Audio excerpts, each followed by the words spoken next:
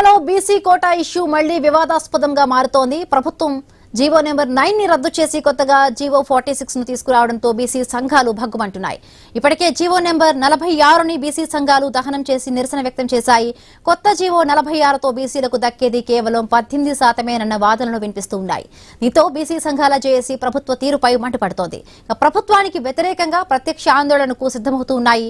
Party పరంగా 42% సీట్లు ఇస్తామని కాంగ్రెస్ బీసీలను దువ్వే ప్రయత్నం చేస్తున్నా సంఘాలు మాత్రం ససేమిరా అంటున్నాయి.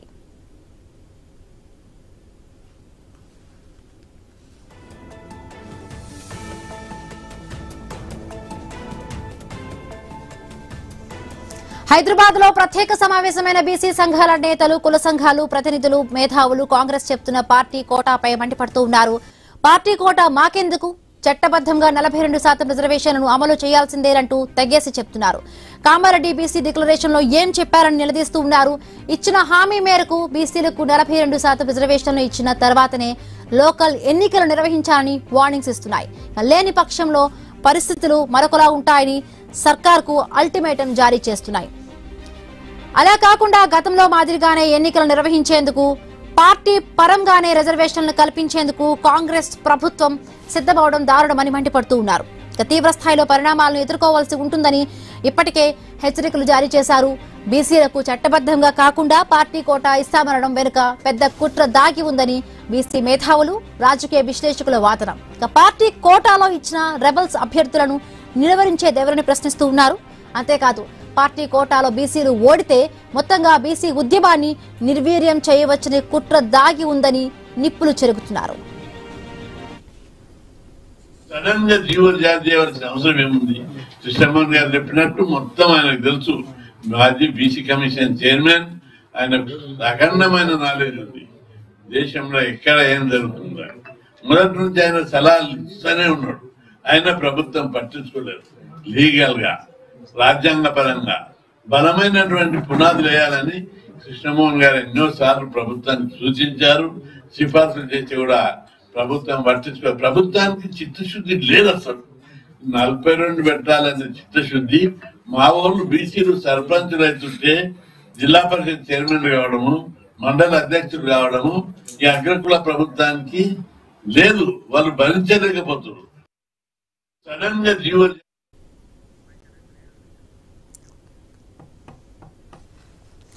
ఇప్పటికే మరొక ఉద్యమానికి సిద్ధం కావాలని పిలుపునిచ్చాయి బీసీ సంఘాలు. దీంతో ప్రభుత్వానికి వ్యతిరేకంగా బీసీ సంఘాలు చేస్తున్న ఉద్యమానికి బీఆర్ఎస్ కూడా మద్దతు తెలుపుతోంది. ఇక బీసీ వాటా ఇవ్వాల్సిందేనంటూ పట్టుబడుతోంది కారు పార్టీ.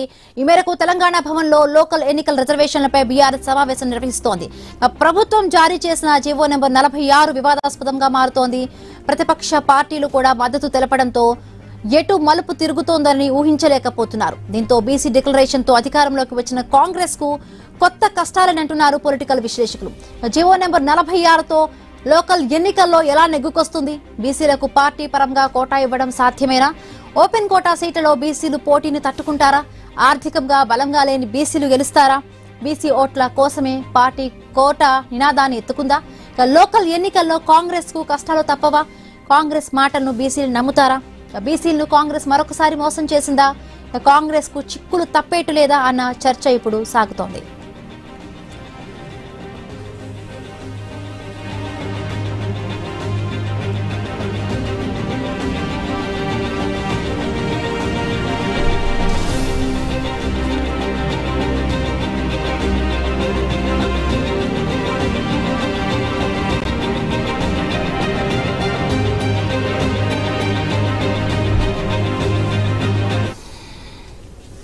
ఇక బీసీ కోటా జీవో నెంబర్ 46 అంటే మళ్ళీ పంచాయతీ ఎన్నికల్లో కూడా వివాదంలోకి వచ్చింది. దీనికి ప్రతిపక్షాలు కూడా మద్దతునిస్తున్న పరిస్థితి. రైట్, చూద్దాం కాంగ్రెస్ పార్టీ దీన్ని ఎలా ఎదుర్కోబోతోంది. రైట్, మరిన్ని పూర్తి అనాలిసిస్ మా ఇన్పుట్ ఎడిటర్ శ్రీకాంత్ లైవ్ లో సిద్ధంగా ఉన్నారు. Srikanth, over to you.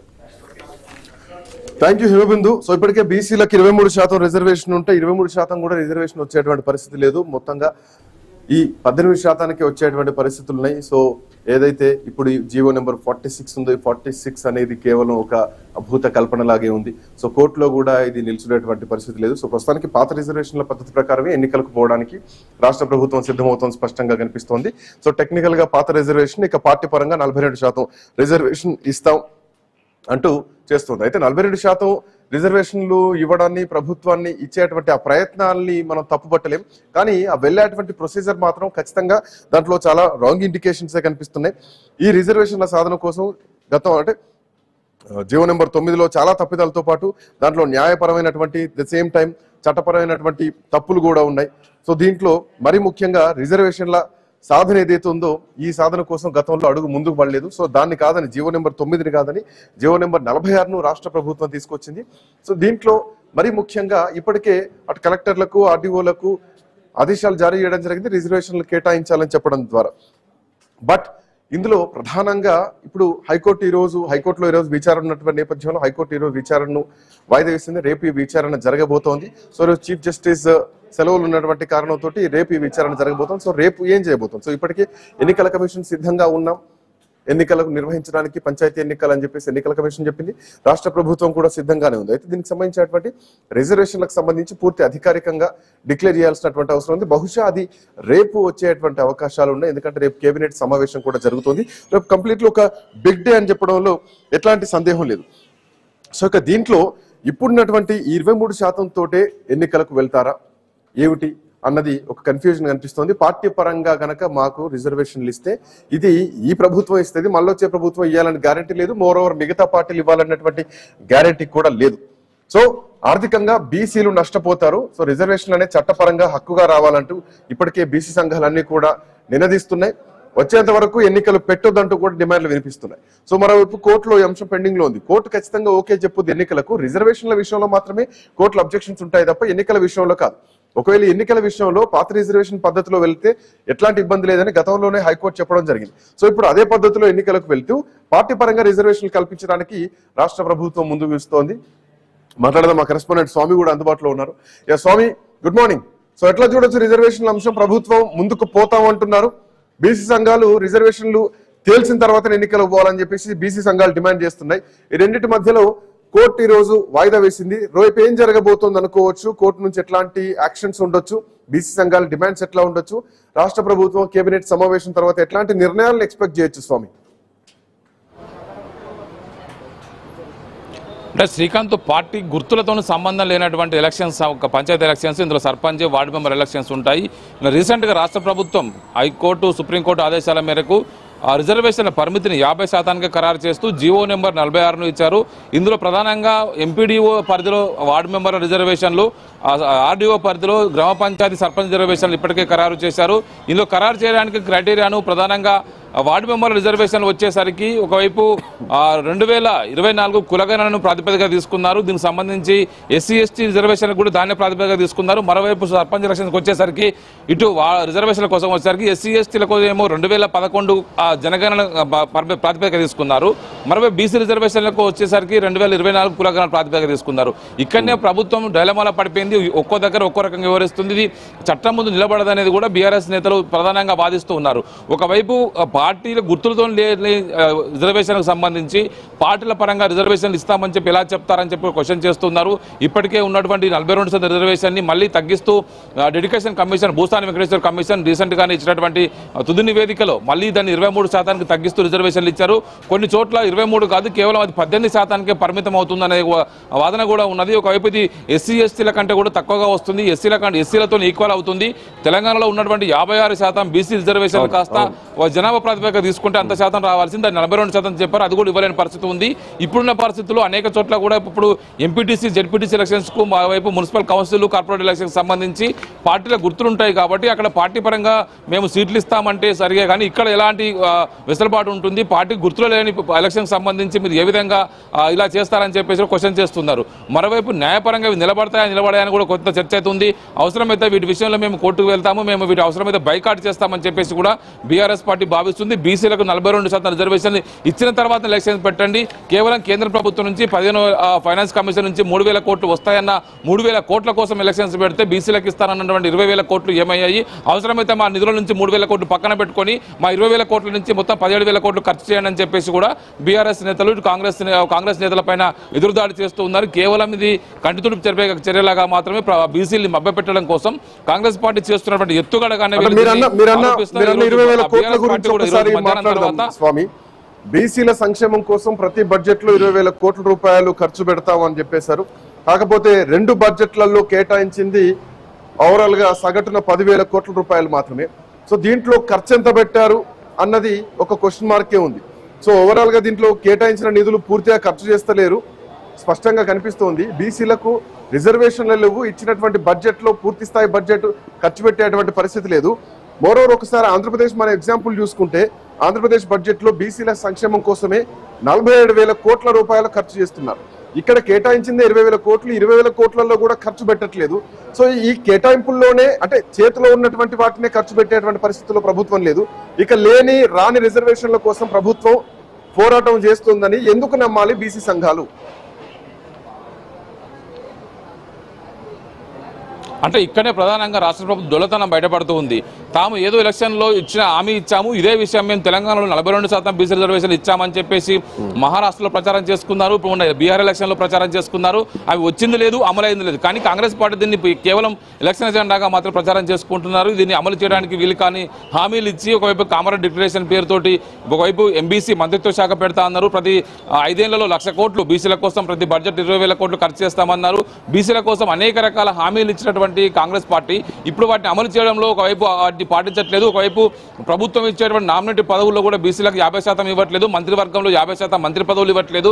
ఒకవైపు ఎక్కడ కూడా న్యాయం చేయకుండా కేవలం రిజర్వేషన్ అంశంకి వచ్చేసరికి దీనికి న్యాయపరంగా చిక్కులు సృష్టించి వాటిని అమలు చేయలేని విధంగా ఉన్న వాటిని ముందుకు తీసుకొచ్చి బీసీలను మభ్యపెడుతున్నారు అనేది మరోవైపు ఉన్నటువంటి అంశం. ఇప్పటికే రాష్ట్ర హైకోర్టులో సింగిల్ బెంచ్ ఇచ్చినటువంటి తీర్పును కాస్త డివిజన్ బెంచ్ కు ఇప్పటికే అప్పీల్ చేశారు.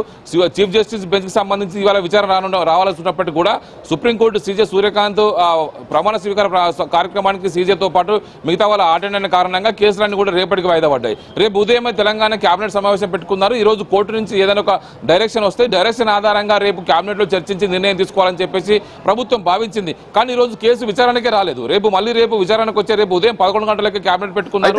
రేపు కేసు విచారణకు వచ్చిన తర్వాత కోర్టు నుంచి వచ్చే డైరెక్షన్ ఆధారంగా కేబినెట్ చర్చించి ముందుకెళ్లాల్సి ఉంటుంది. శ్రీకాంత్, దీంట్లో స్వామి మీరు అన్న పాయింట్ ప్రకారం ఇందాక మీరు బడ్జెట్ గురించి మాట్లాడారు. ఈవెన్ ఎంబీసీలకు సంబంధించి మంత్రిత్వ శాఖ ఏర్పాటు చేస్తా అన్నారు.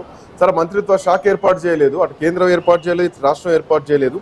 బీసీలకు సంబంధించి రిజర్వేషన్ల విషయంలో మొదటి నుంచి ఒక హైడ్రామా నడుస్తోంది, ఒక అడుగు ముందుకు పడుతోంది. ఈ అడుగు తప్పటడుగా అందరికీ తెలుస్తోంది. మనం చాలా సందర్భాల్లో చర్చల్లో మాట్లాడుతున్నాం, లీగల్ గా నిల్చోదు, చట్టపరంగానే రావాలని చెప్పేసి. బట్ అయినా ప్రభుత్వం ఏదో ప్రయత్నం చేస్తోంది, కానీ ప్రయత్న లోపాలే జరుగుతున్నాయి. ఎంబీసీలకు మంత్రివర్గంలో స్థానం కల్పిస్తామని చెప్పేసి ప్రభుత్వం చెప్పింది అధికారంలోకి రాకముందుకు. కానీ 3 బీసీలకు ఇస్తే ఎంబీసీలకు కనీసం ఒక్కరికి కూడా మంత్రిగా అవకాశం కల్పించలేదు. ఎందుకు కల్పించలేదు అన్నటువంటి ప్రశ్న కూడా ఈరోజు బీసీ సామాజిక వర్గాల నుంచి, ఎంబీసీల నుంచి కూడా వినిపిస్తోంది. కమింగ్ టు ద పాయింట్, ఇక్కడ ఇంకొక ఎగ్జాంపుల్ కూడా మనం మాట్లాడుకోవాలి. బీహార్ ఎన్నికల టైంలో ఎంబీసీలకు చెందినటువంటి విఐపి పార్టీ అధ్యక్షుడు ఎవరైతే ముఖేష్ సహాని ఉన్నారో మహాగఠబంధన్ నుంచి, ఒకవేళ అధికారంలోకి వస్తే ఉప ముఖ్యమంత్రి చేస్తామని చెప్పేసి హామీ ఇచ్చారు.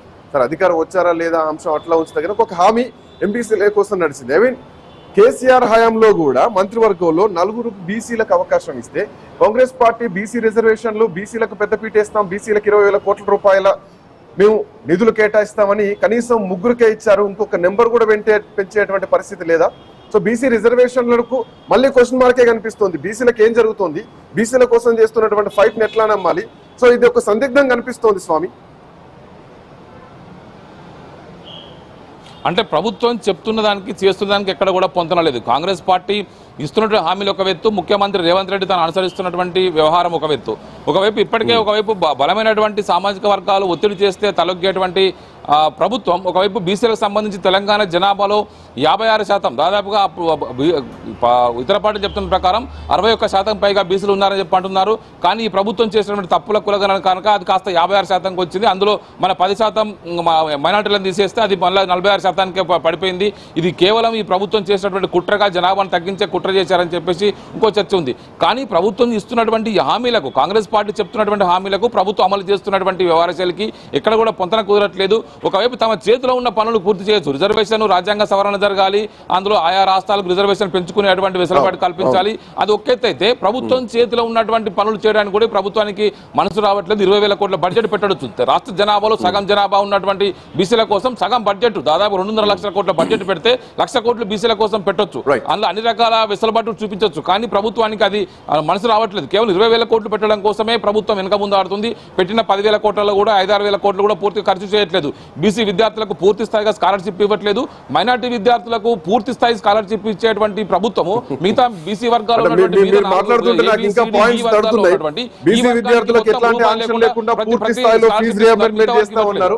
కానీ ఇప్పుడు పూర్తిగా అసలు పట్టించుకునేటువంటి పరిస్థితి లేదు.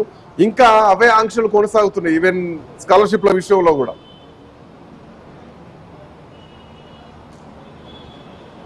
అవును శ్రీకాంత్, ప్రధానంగా బీసీ ఈ 5 వర్గాల్లో BCA, BCB, BCC, BCE, BCD, BCE ఈ వర్గంలో ఉన్నటువంటి మైనార్టీలకు అక్బరుద్దీన్ ఓవైసీ, అసదుద్దీన్ ఓవైసీ బలంగా ఒత్తిడి చేస్తే బీసీ ఉన్నటువంటి మైనార్టీ విద్యార్థులందరూ కూడా రూపాయి ఖర్చు లేకుండా విద్యార్థులు చదువుకునేటువంటి అన్ని రకాల వెసులుబాటు కల్పిస్తున్న ప్రభుత్వం మిగతా 4 వర్గాలకు మాత్రం మీకు కేవలం మీకు 10,000 లోపు ర్యాంక్ వస్తే మాత్రమే మీకు పూర్తి స్థాయి స్కాలర్షిప్ చెల్లిస్తాం, లేకపోతే మీరు ఖచ్చితంగా ₹1,00,000, ₹1,50,000 ఇంజనీరింగ్ కాలేజీలో ఫీజులు 2 లక్షల వరకు కూడా వెళ్ళాయి. అవన్నీ మీరే కట్టుకోవాలని చెప్పేసి ప్రభుత్వం ₹33,000 స్కాలర్షిప్ ఇచ్చి చేతులు దులుపుకుంటుంది. కానీ మిగతా మైనార్టీలకు మాత్రం మొత్తం చెల్లిస్తుంది. ఇక్కడనే ప్రభుత్వం యొక్క ఓటు బ్యాంకు పాలిటిక్స్ కావచ్చు, ప్రభుత్వం బీసీల పట్ల చిత్తశుద్ధి కావచ్చు బయటపడుతుంది అనేది కూడా బీసీ సంఘాలు చేస్తున్న విషయం. బీసీ విద్యార్థులకు ఎక్కడ కూడా పూర్తి స్థాయి హాస్టల్ లేవు. ఒకవైపు వారికి సంబంధించిన వెల్ఫేర్ విషయంలో మాట్లాడుతున్నప్పటికీ కూడా కేవలం కంటి తుడుపు చర్యలకు నామమాత్రం చర్యలు తీసుకుని ఊరుకుంటున్నారు. రిజర్వేషన్ అంశం కూడా ఈ ప్రభుత్వం మభ్యపెట్టడం కోసం, బీసీల ఓటు బ్యాంకును ఎలక్షన్లు గెలవడం కోసం మాత్రం ఉపయోగించుకుంటున్నారని చెప్పేసి బీసీ సంఘాలు ఆరోపిస్తున్నాయి. ఇప్పటికీ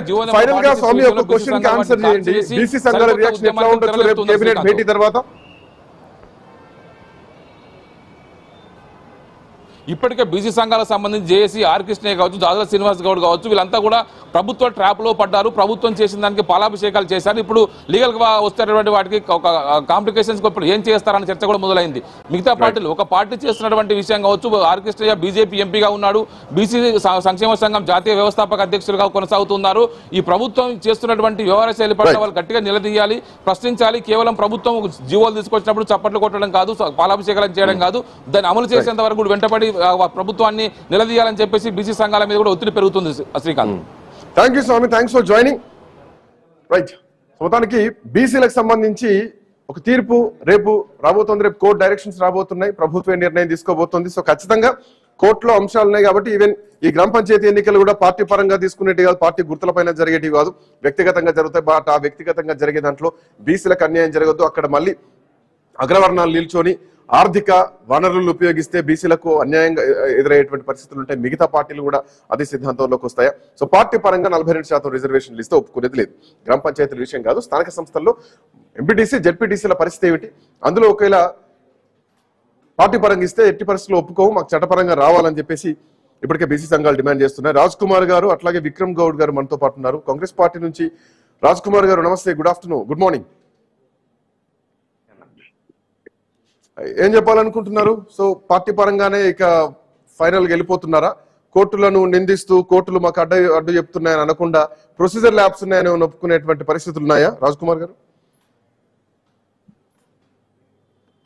ఒకటి, ప్రభుత్వాన్ని ఈరోజు అల్టిమేట్ గా ఎవరైనా కూడా ప్రభుత్వం వైపే వేలు చూపెట్టడంలో తప్పు లేదు. దాన్ని మేము స్వాగతిస్తున్నాం, దాన్ని మేము ఎదుర్కోవడానికి కూడా సిద్ధంగా ఉన్నాం.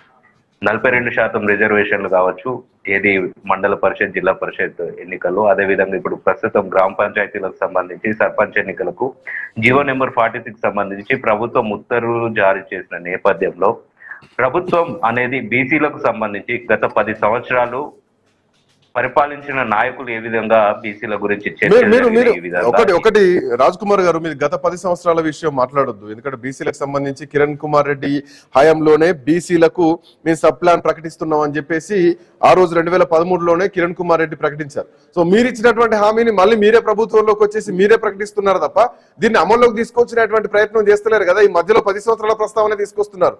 బీసీ సబ్ ప్లాన్ 2013లో కిరణ్ కుమార్ రెడ్డి తీసుకొచ్చారు. గత 10 సంవత్సరాలు పరిపాలించిన వాళ్ళు కూడా అంతకుముందు 10 సంవత్సరాలు మా ప్రభుత్వం ప్రస్తావన తీసుకొచ్చుకొని పనిచేసారు.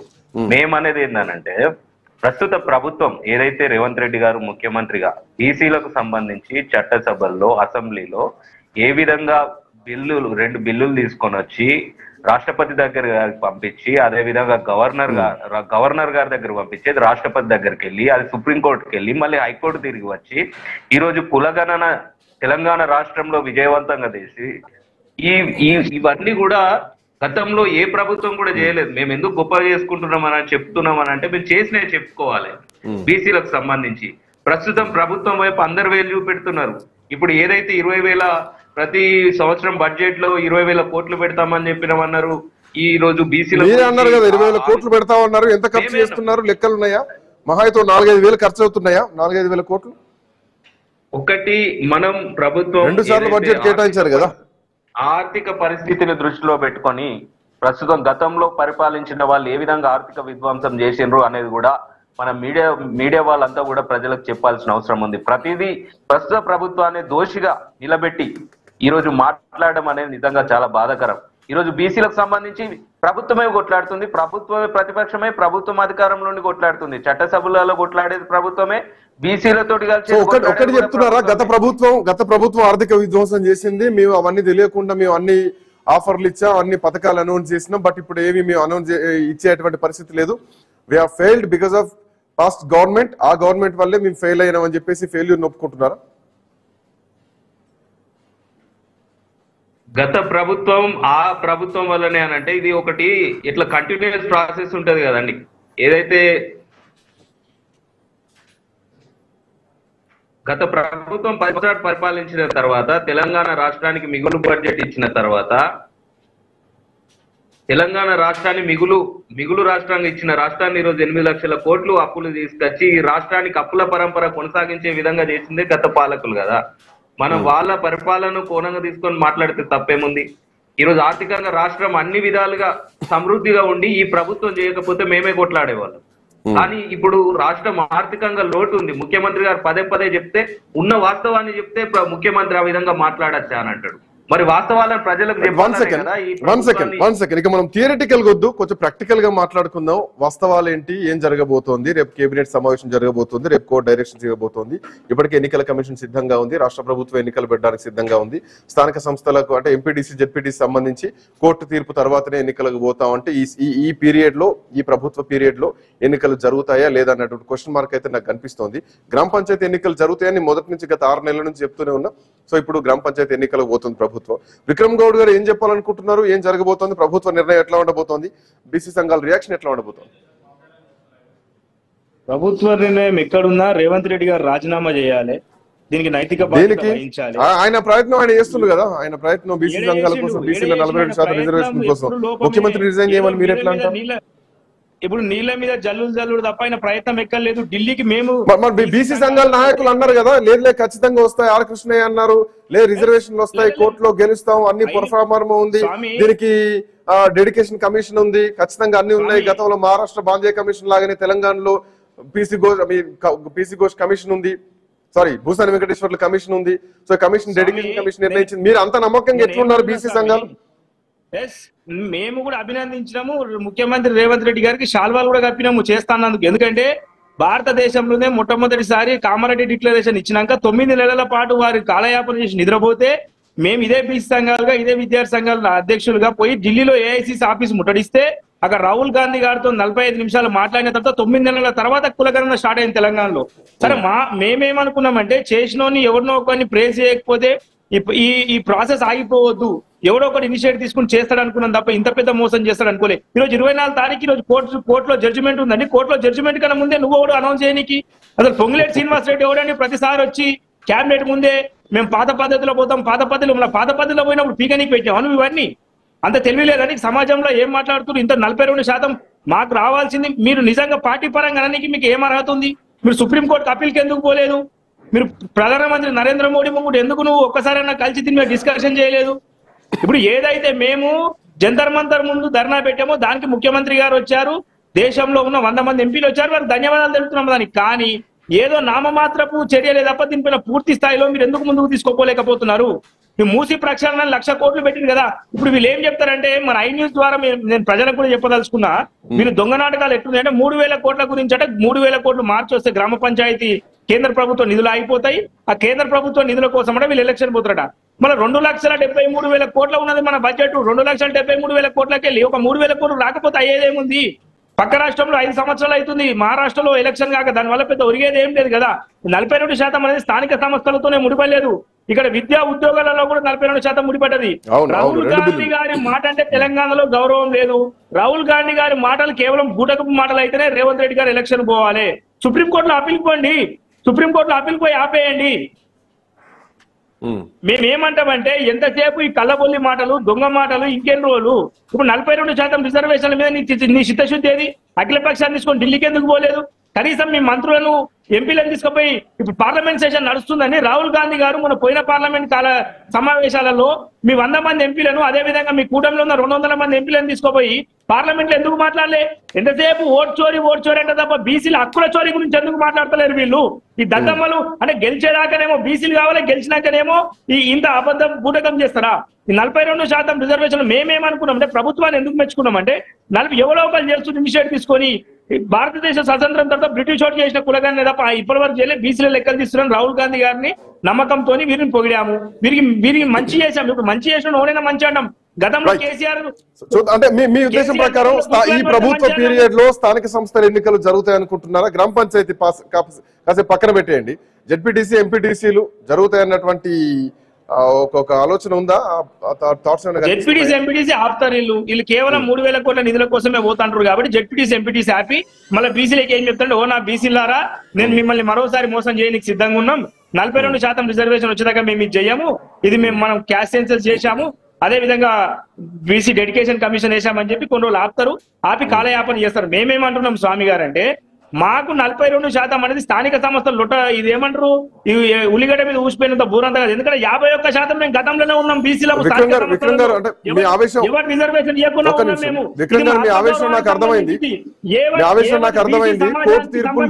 ఆత్మగౌరవ ఇష్యూ. వన్ సెకండ్, ఏమంటున్నా విక్రమ్ గారు, మీ ఆవేశం నాకు అర్థమైంది. కాకపోతే బీసీ సంఘాల నాయకులు కూడా ట్రాప్ లో పడొద్దు అని చెప్పేసి మొదటి నుంచి మాట్లాడుతూనే ఉన్నాం. పాలాభిషేకాలు, పన్నీరాభిషేకాలు ఇవన్నీ పనిచేసి వాట్ గ్రౌండ్ లో ఏం జరుగుతుంది, గ్రౌండ్ రియాలిటీ ఏం జరుగుతుంది, సర్వే ఏం జరిగింది, సర్వే ఏం జరిగింది. సో ఇది కూడా అంటే మీరు బాధ్యతగా ప్రజలకు చెప్పాల్సినటువంటి అవసరం ఉంటది.